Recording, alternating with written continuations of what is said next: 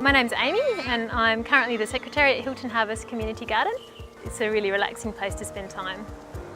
I'm Sam Wainwright, Council at City of Fremantle and occasional volunteer.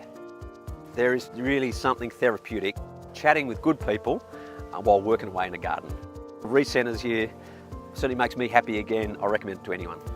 I'm Dave Bevington. I've been involved with the garden since 2010. We're a big food family, we just like food, and if there's food here, we're here. And I'll be honest, that's one of the attractions. Yeah, the evidence overwhelmingly supports that fruit and veg is the single best thing you can do for your diet and improving your heart health. There's a group of kids that come on a Monday morning learning about compost, and they're learning about worms, and they're learning about seeds and growing things. It's great for children to start gardening as soon as they're able to. And so the more they see the fruit and veg being grown and they can taste it as it's growing, the more likely they're going to eat it and carry on those behaviours when they get older. Gardening is probably one of the most obvious ways to teach young people about how nature works and how we're all interrelated, interdependent, where food comes from. I think it's really important to bring those things back into an urban setting. There are kids who have come to the garden who at 8 years old are holding an egg for the first time in their hands.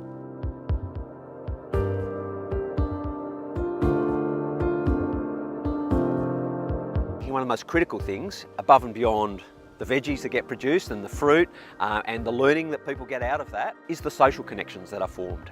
You really do see the fact that the garden brings together people of different ages, different social backgrounds, who may not mix ordinarily, but instead at the garden they come together in a totally sort of natural and non-forced kind of setting, you know?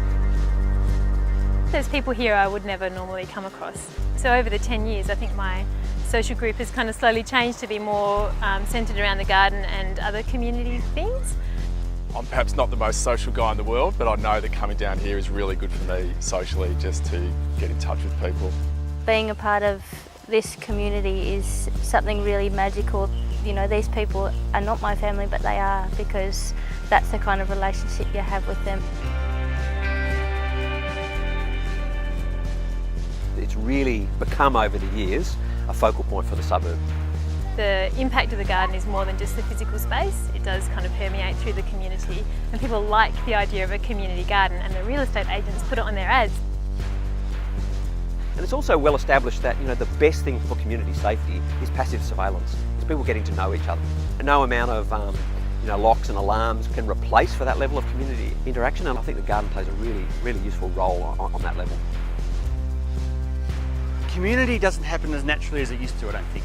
We've lost those spaces where community can be formed. But we're seeing a return to a desire for that, and I reckon community gardens are a really good example of how we're doing community in the 21st century. It's a space of growth. So you come, you plant seeds, you see those plants grow, but the people that you're with, you see the kids grow up in this really nurturing space. You know, it's like a village almost.